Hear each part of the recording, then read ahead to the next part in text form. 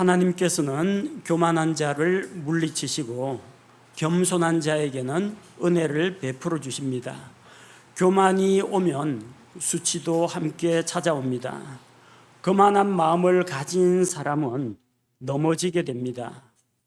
우리가 지난달에 에브라임 지파가 자기들의 세력과 위상을 믿고 교만하게 행하다가 마침내 몰락하고 멸망한 사실에 대해서 살펴보았습니다.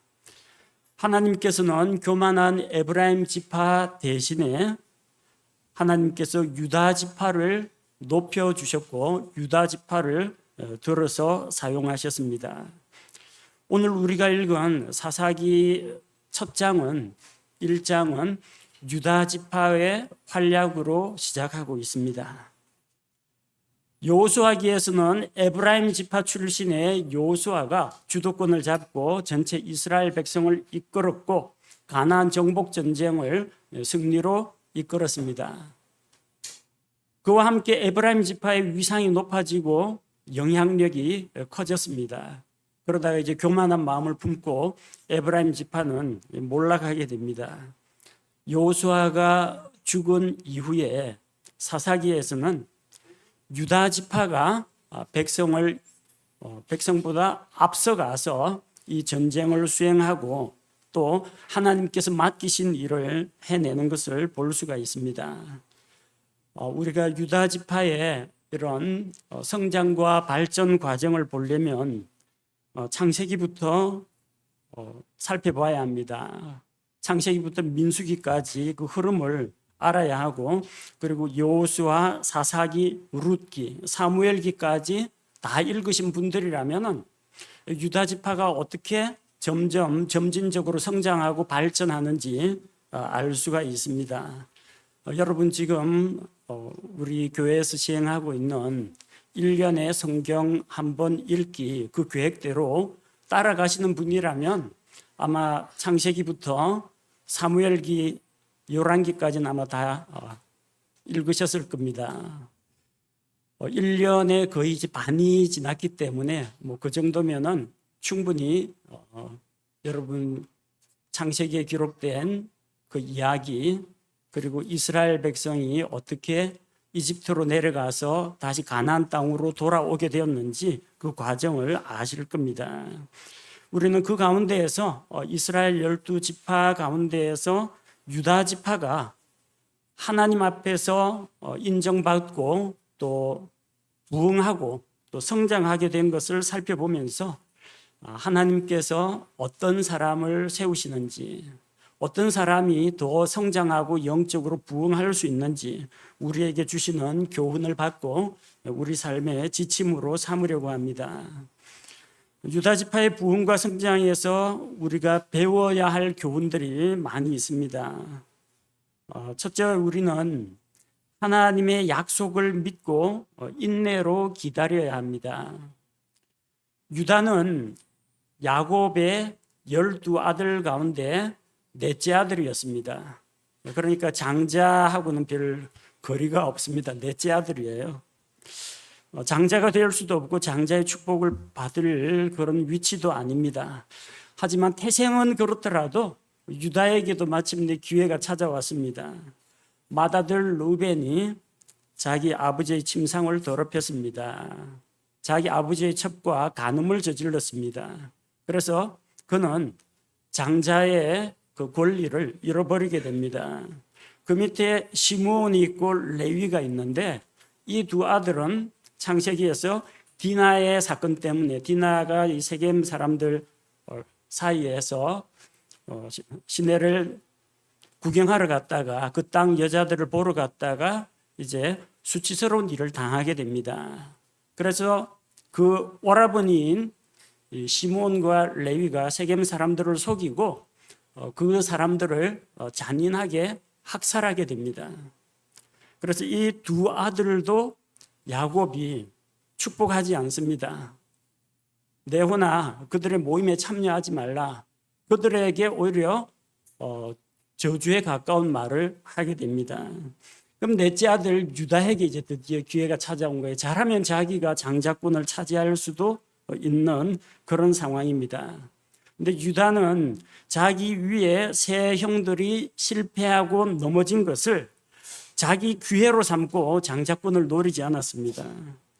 그는 하나님께서 자기를 높여주시기를 그저 잠잠히 기다렸을 뿐입니다. 하나님께서는 유다에게 복을 주겠다.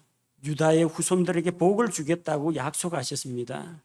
그리고 유다는 이 약속이 자기 당대에는 이루어지지 않았지만 그 약속을 믿었고 유다 지파에 속해 있던 사람들도 이스라엘의 12아들에 대한 그 예언의 말씀 가운데 유다에게 주신 그 말씀을 믿고 참으로 오랜 세월을 기다렸습니다. 창세기 49장 8절 말씀에 보면 유다야 너는 내 형제들이 찬양할지니라 내 손이 내 원수들의 목을 잡을 것이요 내 아버지의 자식들이 내 앞에서 절하리로다. 그 기도의 내용을 살펴보면 유다가 크게 될 것, 높여질 것을 이야기하고 또 찬양받을 것을 이야기하고 있습니다. 그리고 메시아가 유다 지파를 통해서 유다의 후손을 통해서 올 것이라고 예언이 되어 있습니다. 장자의 권리는 장자의 복은 요셉이 받았습니다. 요셉이 다른 형제들보다 2몫을 차지했습니다. 다른 형제들은 전부 다 1인당 1개의 지파를 이루었는데 요셉은 자기 아들들이 에브라임 지파와 므낫세 지파 2몫을 차지하게 되었습니다. 레위 지파가 빠지니까 그래서 이스라엘 12지파가 그렇게 형성이 된 겁니다. 역대기상 5장 2절 말씀에 보면 유다가 그의 형제들보다 우세하였고 우두머리 치리자가 그에게서 났으나 장자권은 요셉의 것이더라. 장자의 복은 요셉이 받았습니다. 그런데 우두머리 치리자 유다 지파에서 왕이 나왔습니다. 다윗 왕가가 나왔고 그것이 열왕기에 그리고 역대기에 다윗 왕가의 역사들이 쭉 기록되어 있습니다. 그 다윗의 씨를 통해서 예수 그리스도가 오시게 되는 겁니다. 어떤 사람을 크게 하시고 또 높이 세우시는 분은 하나님이십니다. 맏아들로 태어났다고 해서 무조건 복을 받는 것은 아닙니다. 우리의 출생 신분이 르우벤처럼 장자가 아닐 수도 있습니다. 우리가 요셉처럼 총애받는 그런 사람이 아닐 수도 있습니다. 그러나 하나님께서 성경 말씀을 통해서 나에게 복을 약속하셨다면, 복을 명하셨다면 그 약속의 말씀을 믿고 그 약속을 붙잡고 인내로 기다리는 것이 필요합니다. 유다는 자기 당대에서 이런 복을 누리지는 못했습니다. 그러나 그의 후손들 나중에 이스라엘 12지파가 이스라엘 민족을 이룰 때 유다 지파가 강성하고 부흥하게 되었고 거기에서 왕이 배출되었고 그 다윗의 씨를 통해서 메시아가 오시게 된 것입니다. 둘째로 우리는 다른 사람들에게 은혜를 끼치는 사람이 되어야 합니다. 유다는 맏아들이 아니었습니다. 그러나 그는 실질적으로는 맏아들 노릇을 했습니다. 다른 형제들에게 자기 위에 형이 3명이나 있는데 그가 대형 노릇을 했다는 겁니다. 중국에서는 자기가 믿고 의지하는 그 형님을 대가, 따고 그렇게 부릅니다. 단순히 서열이 높다는 그런 이야기도 아니고 나이가 많다는 이야기도 아니에요. 자기 밑에 있는 동생을 자기 몸처럼 딱 챙겨주는 그런 사람을 가리켜서 대가, 대형 그렇게 부릅니다. 맏아들이라는 이름이 중요한 게 아니라 실질적으로 맏형 노릇을 해야 한다는 겁니다. 유다는 다른 형제들이 동생 요셉을 미워해서 죽이려고 할 때 그를 죽이지 말고 팔자고 제안했습니다. 그래서 여기서 유다에 대한 사람들의 평가가 2가지로 갈라져요. 동생을 팔았어. 이거 저 가룟 유다하고 똑같잖아. 해서 여기에 나오는 유다가 예수님의 조상인데 다른 유다인 것처럼 돈을 탐내 가지고 동생의 몸값을 받고 팔았다. 부정적으로 보는 사람이 있습니다. 근데 유다가 왜 동생을 팔자고 했어요? 창세기 37장 27절에 보니까 오라 우리가 그를 이스마엘 족속에게 팔고 우리 손을 그에게 대지 말자. 그는 우리의 동생이요 우리의 살부친이라 하니 그의 형제들이 만족해 하더라. 유다가 동생을 팔자고 하는 것은 돈이 탐나가지고 동생 몸값 갖고 그 돈을 쓰겠다는 이야기가 아니라 제발 동생을 죽이지 말자. 생명은 살려주자. 동생의 생명을 해치지 못하게 하려고 한 겁니다.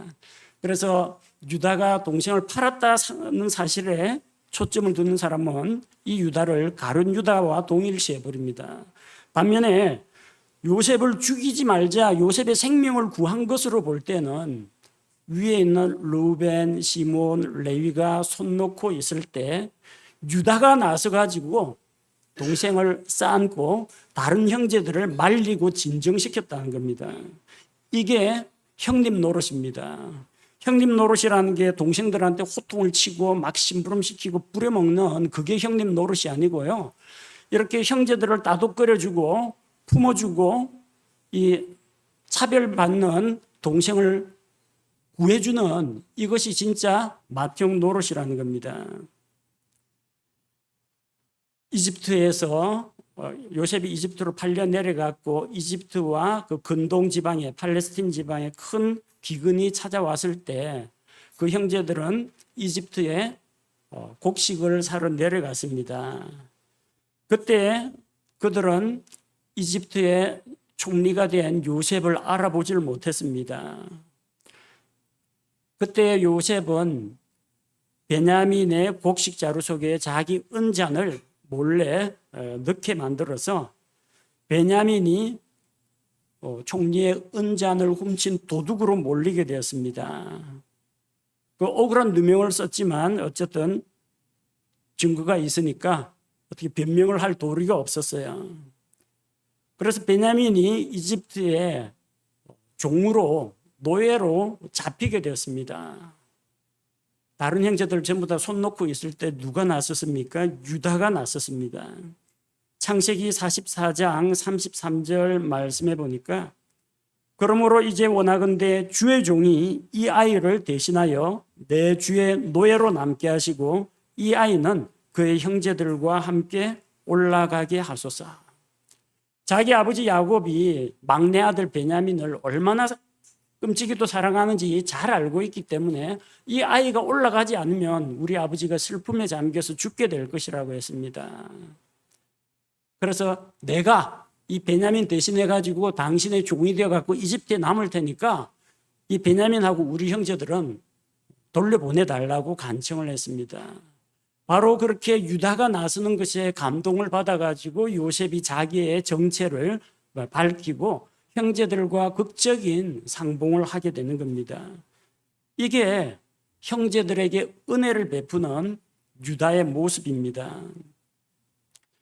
이스라엘 백성이 광야 생활을 할 때 두 차례 인구 조사가 있었죠. 민수기 강해에 들으신 분들은 기억날 겁니다. 유다 지파는 성막을 중심으로 할 때 성막의 동쪽 편에 진을 쳤습니다. 그리고 유다 지파가 동쪽 진영에 우두머리 지파였고 그의 양옆에는 이사갈과 스불론이 있었습니다. 1차 인구 조사를 할 때 유다 지파가 74,600명이었습니다. 2차 인구 조사 때 인구가 76,500명으로 증가했습니다. 이거보다 훨씬 많이 증가해야 되지만 광야에서 하나님께 불순종하다가 쓰러져 죽은 자들이 있기 때문에 이렇게 많이 증가하지 못했습니다. 그와 함께한 이사갈 지파는 1차 때 54,400명이었는데 2차 인구조사 때는 64,300명으로 증가했습니다. 그와 함께 있던 스불론 지파는 1차 인구조사 때 57,400명이었는데 2차 인구조사 때 65,500명으로 증가했습니다. 광야 생활 중에 유다 지파는 인구가 증가했고 같은 진영 안에 있는 다른 두 지파들도 함께 인구가 증가했습니다. 유다와 함께하는 자는 복을 받습니다. 동서남북 각 진영이 있는데 세 지파 모두가 인구가 증가한 것은 유다 진영, 동쪽에 있는 유다 진영이 유일합니다. 다른 지파들은 꼭 대장 지파가 쪼그라들거나 아니면 자기가 데리고 있는 지파들이 인구가 감소했는데 동쪽 유다 진영은 크게 부흥한 것을 볼 수가 있습니다. 그리고 가나안 땅을 정복하고 상속 유산을 나눌 때 이스라엘이 상속 유산을 나눌 때 유다 지파는 시므온 지파에게 땅을 나누어 주었습니다.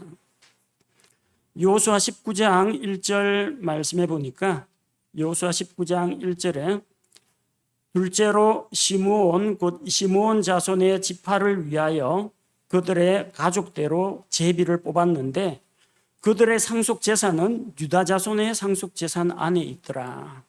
유다 지파의 상속 재산이 아주 넓습니다. 시므온 지파는 유다 지파 안에서 자기 상속 유업을 나누어 받았다는 겁니다. 서열로 따지자면은 르우벤, 시므온, 레위, 유다. 시므온은 둘째 아들입니다. 유다보다 형입니다. 그런데도 시므온 지파는 크게 성장하지를 못했습니다.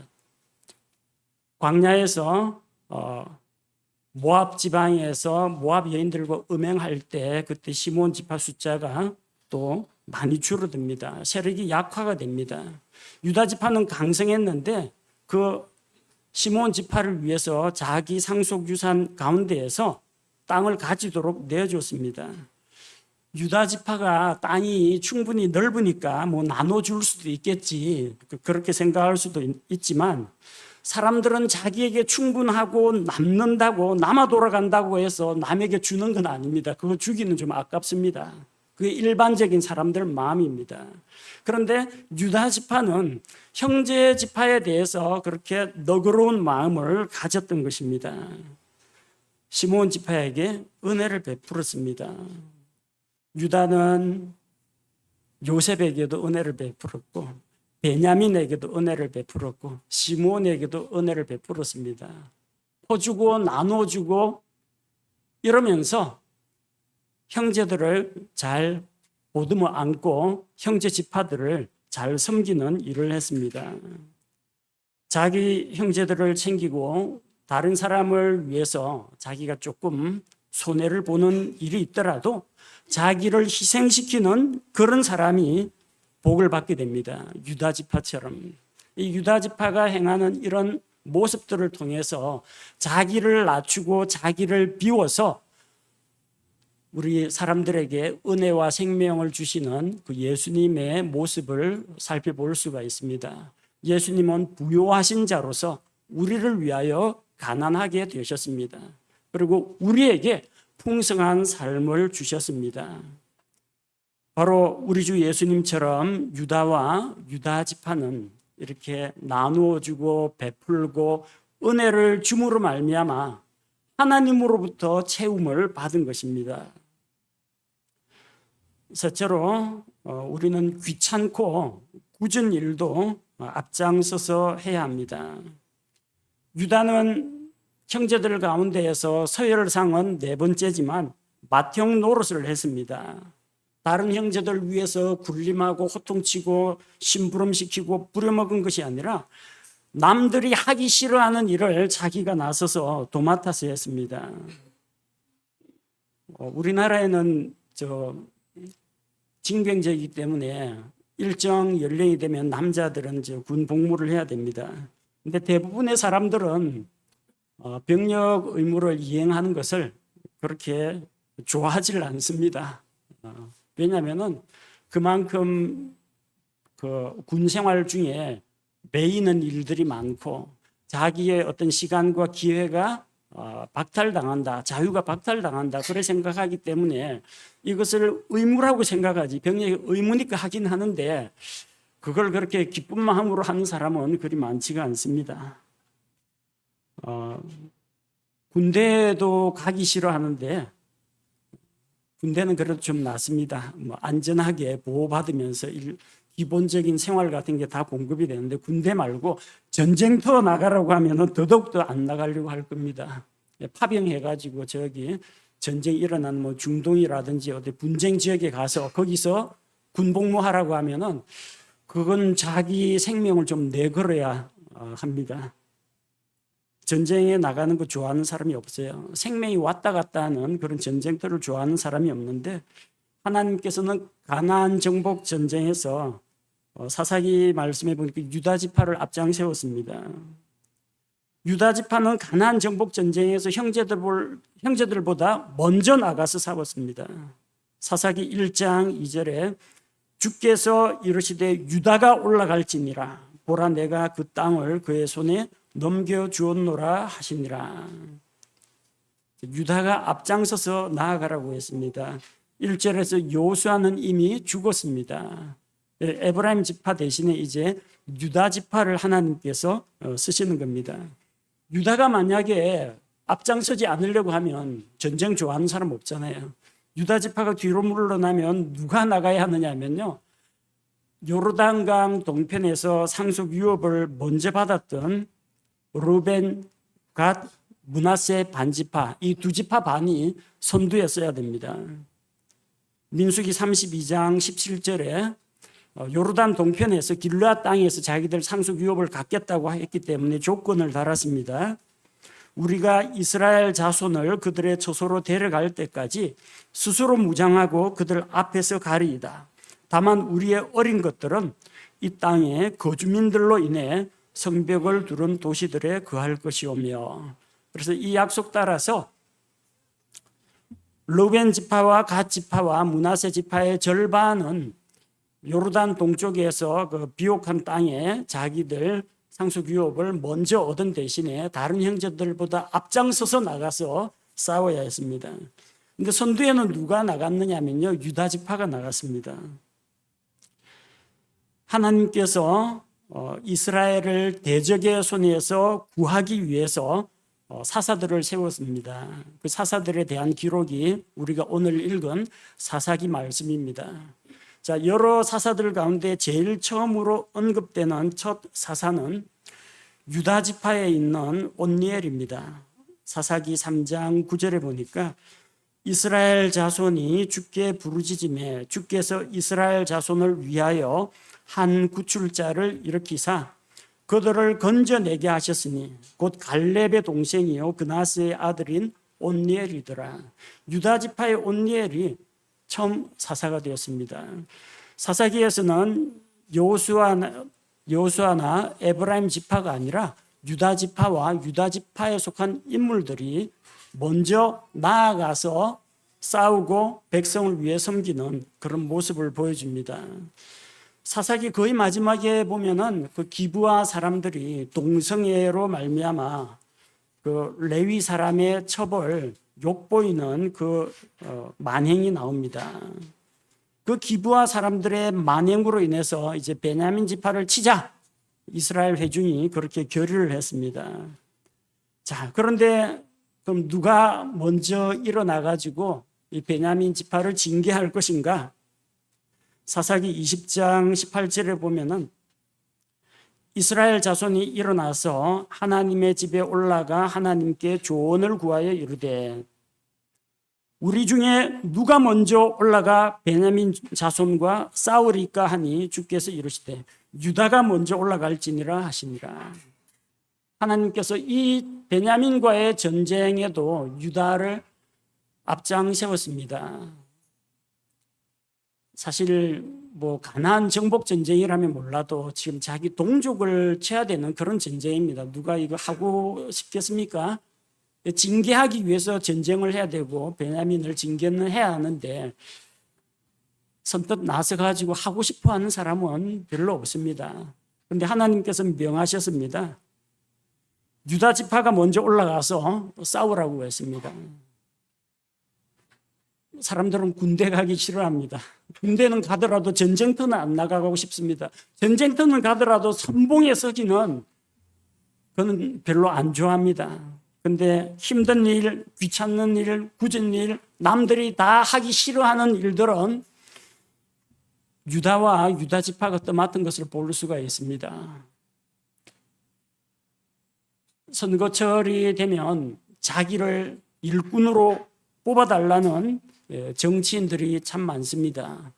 지방자치단체 장이나 혹은 지자체 의원들이나 국회의원들이나 대통령이나 모두 자기가 준비된 일꾼, 그런 머슴 이런 식으로 해가지고 자기를 부려먹고 자기를 일시키고 일할 기회를 달라 그렇게 이야기합니다.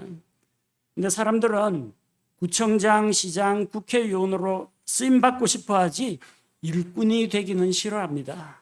선거철에 저 시장 가가지고 떡볶이나 호떡이나 오뎅이나 이런 거 사 먹으면서 서민인 척 하지만 실제로는 서민들과 어울려가지고 부대끼면서 그들의 고충을 알고 섬기려고 하지 않습니다. 높은 행정 조직에 앉아가지고 결정을 내리고 지시를 내리고 보고를 받고 이런 걸 좋아하지 구질구질한 일을 하는 것은 별로 좋아하지 않습니다. 그리스도인들 중에도 주님 저를 사용하여 주옵소서 그렇게 헌신하는 기도를 하는 사람들이 많습니다. 하나님께서 그런 사람을 목사나 선교사나 전도사나 이런 걸로 세우면은 감사합니다 그렇게 하겠지만 그래 오늘부터 화장실 청소해라, 오늘부터 무거운 짐을 날라라, 오늘부터 주차장 주차 관리를 해라 하면은 일꾼으로 쓰임 받기를 원한다고는 했지만 내가 원하는 일꾼은 그런 종류의 일은 아닌데 하면서 싫어합니다. 그런데 진짜 하나님 앞에 쓰임 받고 성장하고 이렇게 하나님께서 높여주는 사람은 어떤 사람이냐면 유다처럼, 유다 지파처럼 귀찮고 굳은 일, 남들이 하기 싫어하는 일도 하나님의 말씀을 따라 행하는 사람, 이런 사람들에게 하나님의 복이 임합니다. 이런 사람들이 영적으로 성장하고 부흥하게 됩니다. 넷째로 하나님께서는 겸손한 자에게 은혜를 베풀어 주십니다. 여호수아기에서는 여호수아가 속해 있던 에브라임 지파가 두각을 드러냈습니다. 하지만 실제로 12지파 가운데 가장 강력한 지파는 유다 지파였습니다. 유다 지파는 74,600명이었던 사람들이 광야 생활 마칠 즈음에 76,500명으로 성장했고 에브라임 지파는 45,000명에서 32,500으로 줄어들었습니다. 유다가 좀 큰 소리 칠만 합니다. 근데 유다는 그걸 가지고 자랑으로 내세우거나 우리 지파처럼 이렇게 부흥하고 강성해야 된다라고 교만한 생각을 품지 않았습니다. 가나안 땅을 탐지하러 간 12명의 정탐꾼들 가운데에서 10명은 불신앙의 보고를 했습니다. 그런데 2사람은 믿음의 보고를 했습니다. 우리는 여호수아와 갈렙이라고 알고 있는데 실은 갈렙이 먼저입니다. 갈렙이 먼저 이 정탐꾼들의 잘못된 보고로 인해서 동요하는 백성들을 진정시키고 안심시키고 말씀으로 달래고 격려했습니다. 민수기 13장 30절에 갈렙이 모세 앞에서 백성을 진정시켜 이르되 우리가 당장 올라가서 그 땅을 소유하자, 우리가 능히 그것을 이기리라 하였으나, 여호수아가 아닙니다. 갈렙이 먼저 나섰습니다. 그 뒤에 여호수아가 등장합니다. 민수기 13장 30절에 갈렙이 나오고요. 민수기 14장 6절에 보면 그 땅을 탐지한 자들 중에서 눈의 아들 여호수아와 여분네의 아들 갈렙이 자기의 옷을 찢고 여호수아와 갈렙인 것은 맞습니다. 둘 다 믿음의 사람입니다. 그런데 누가 먼저 주도권을 잡고 백성을 진정시켰느냐? 갈렙이 먼저 나섰습니다. 그래서 하나님께서도 갈렙의 믿음을 칭찬하셨습니다. 민수기 14장 24절 말씀을 보면 오직 내 종 갈렙은 다른 영을 지녀 나를 온전히 따랐은즉 그가 갔던 땅으로 내가 그를 데려가리니 그의 씨가 그 땅을 소유하리라. 하나님의 칭찬에서 내 종 갈렙이라고 했지 여호수아는 등장하지 않습니다. 갈렙의 믿음을 칭찬했습니다. 물론 여호수아 갈렙은 회중들 가운데서 멸망하지 않고 약속의 땅에 들어간 그 두 사람입니다. 하나님께서는 모세의 후계자로 누구를 세웠습니까? 강력한 지파, 유다 지파를 등에 업고 있는, 그리고 처음으로 백성 앞에서 나서가지고 백성을 진정시킨 갈렙이 아니라 여호수아를 지도자로 세우셨습니다. 왜 그랬습니까? 그건 하나님의 뜻과 하나님의 계획입니다. 우리가 뭐라고 할 수 있는 영역이 아닙니다. 여기에 일반 사람이라면 이의를 제기할 수가 있습니다. 갈렙은 자기가 여호수아보다 못한 게 없는데, 내가 여호수아보다 뒤지는 게 없는데 왜 하나님 제가 아닙니까? 왜 여호수아입니까? 저는 왜 안 됩니까? 이렇게 나서고 따지지 않았습니다.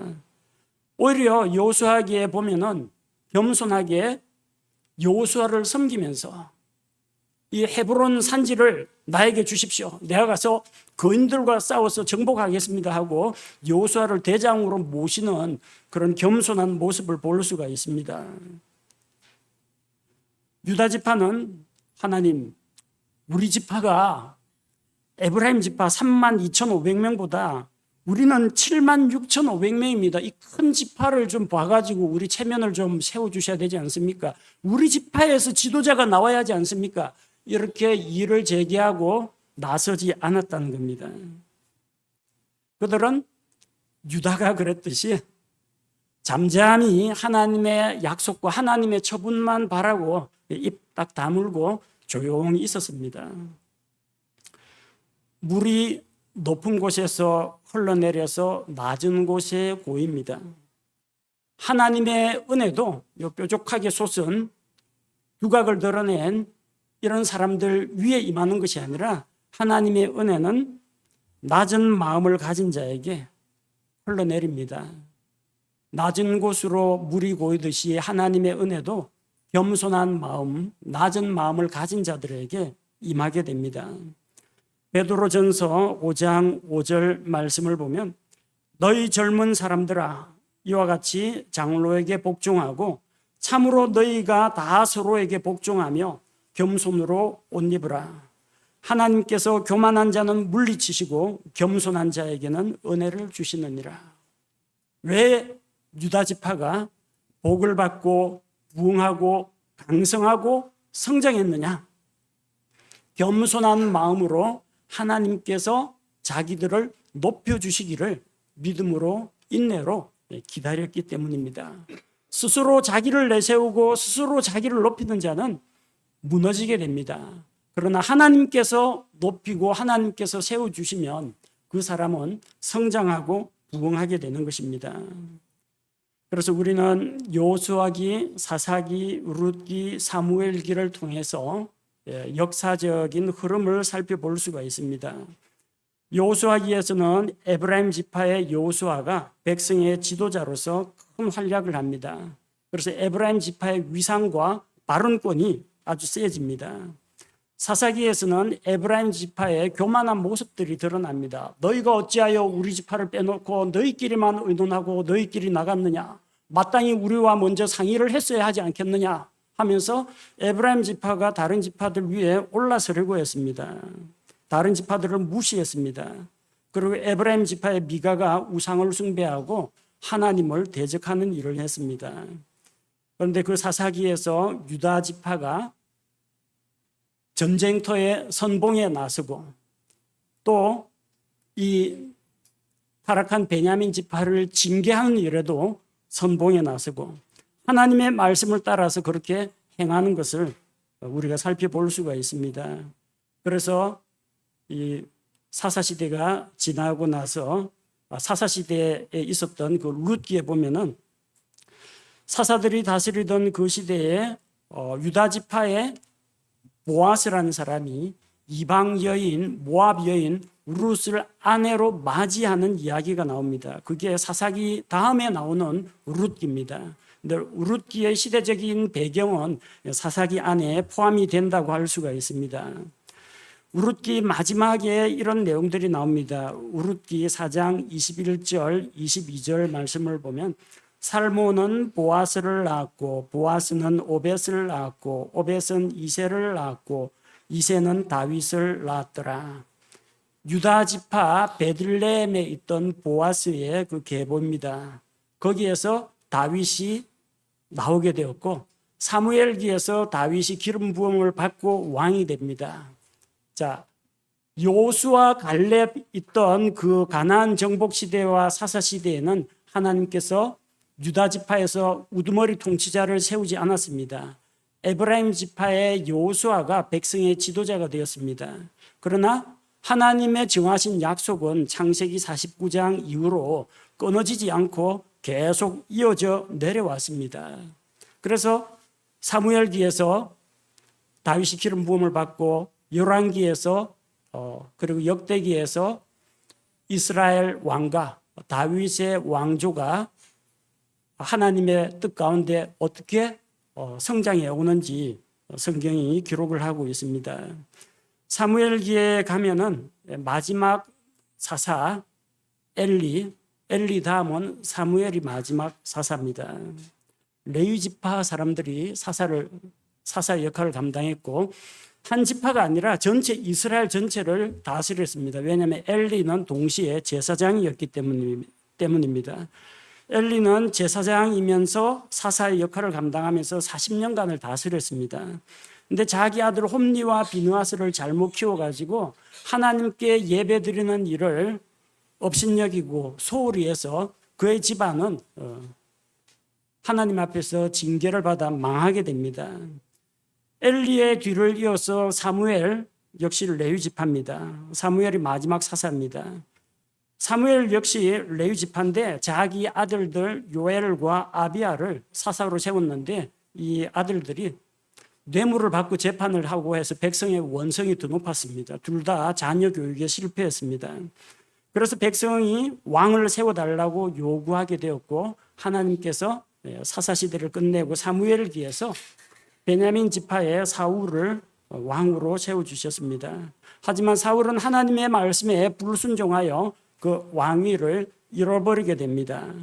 그리고 하나님께서는 사울의 뒤를 이어서 유다 지파의 다윗을 왕으로 세웁니다. 요수아가 이끌던 에브라임 지파는 교만으로 몰락했습니다. 제사장 지파인 레위 지파 출신 엘리와 사무엘도 실족하여 넘어졌습니다. 베냐민 지파의 사울을 왕으로 세웠더니 말씀에 불순종하여 그도 하나님에게서 멀어졌습니다. 그래서 하나님께서는 레위 지파가 아닌 에브라임 지파가 아닌 유다 지파의 다윗을 왕으로 세우셨습니다. 겸손히 섬기는 유다 지파를 통해서 예수님이 오셨고 예수님께서는 나는 마음이 온유하고 겸손하니 예수님의 멍에를 메고 예수님에게서 배우라고 우리에게 말씀하셨습니다. 유다와 유다 지파처럼 우리가 하나님의 약속의 말씀을 믿고 다른 사람들에게 도움을 베풀고 은혜를 베풀어 주고 힘들고 굳은 일도 마다하지 않고 나서서 섬기고 또 마음을 낮추고 겸손히 행할 때 하나님께서 그와 그의 가정과 그의 후손들이 복을 받게 하시고 번성하고 부흥하게 하시는 것을 볼 수가 있습니다. 유다 지파의 부흥과 성장에서 우리가 무엇을 배워야 할지 잘 생각해 보시기 바랍니다. 유다와 유다 지파를 본받아서 또 유다 지파를 통해서 오신 우리 주 예수님을 본받아서 우리가 겸손한 마음으로 낮아지고 또 섬기는 자가 되고 또 하나님 앞에서 자기 자신을 희생하고 드림으로 말미암아 하나님의 일꾼이 되어서 하나님께서 우리에게 주시는 그 크신 은혜와 복을 받아 누리기를 원합니다. 함께 기도하시겠습니다.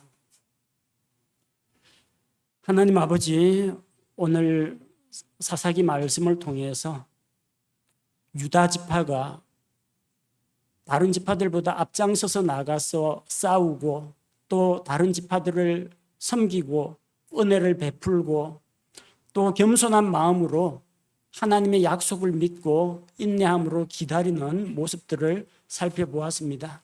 창세기 49장에서 주어진 유다와 유다 지파에 대한 예언의 말씀이 마침내 성경 역사를 통해서 이렇게 면면이 이어지고 그 유다 지파를 통해서 온유하고 겸손하신 예수님이 오시는 것을 우리가 살펴보았습니다.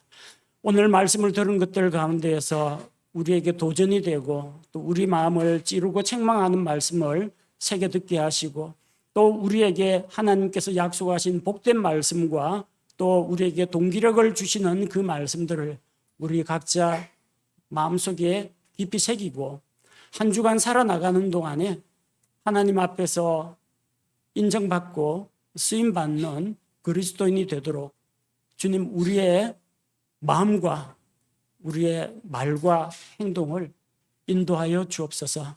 예수님의 이름으로 기도합니다. 아멘.